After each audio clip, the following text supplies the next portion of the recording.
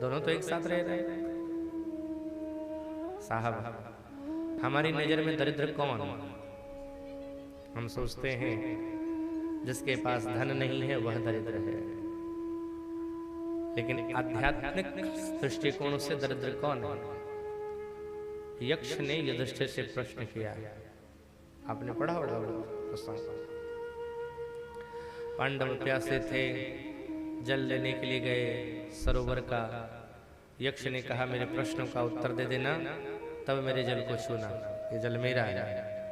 लेकिन नहीं माने और जल को पीते हैं।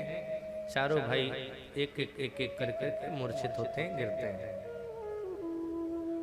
अब युधिष्ठिर भी आए और युधिष्ठिर से भी यही प्रश्न किया है, मेरे प्रश्न का उत्तर देना, अन्यथा तुम्हारी स्थिति भी तुम्हारे भाइयों के जैसे हो जाएगी।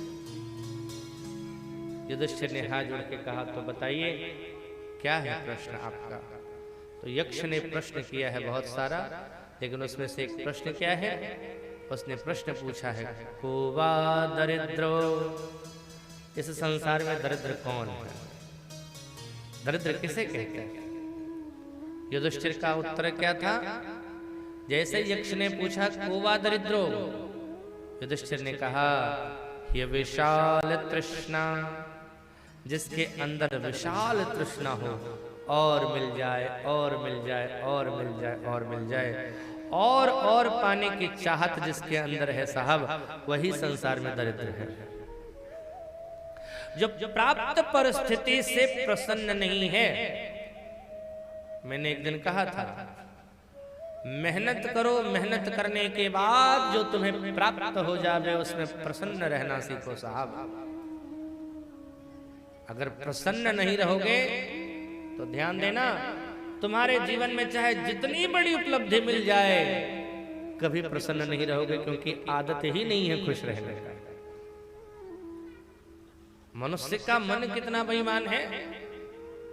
जब साइकिल नहीं रहती है तो साइकिल की चाहत, साइकिल आ जाती है तो मोटरसाइकिल की चाहत हो जाती है, मोटरसाइकिल आ जावे तो कार की चाहत हो जाती है, कार भी अगर हो जावे तो फिर BMW की चाहत आ जाती है, BMW भी आ जावे तो हेलीकॉप्टर की चाहत आ जाती है साहब। हेलीकॉप्टर भी मिल जावे तो ना तो पूरा आयरलैंड खरीदना चाहता है। बड़ा बेईमान है ये मन। जिसको प्राप्त परिस्थिति में प्रसन्न रहने की आदत नहीं है, उसे कितना भी मिल जाए कभी खुश नहीं रहेगा।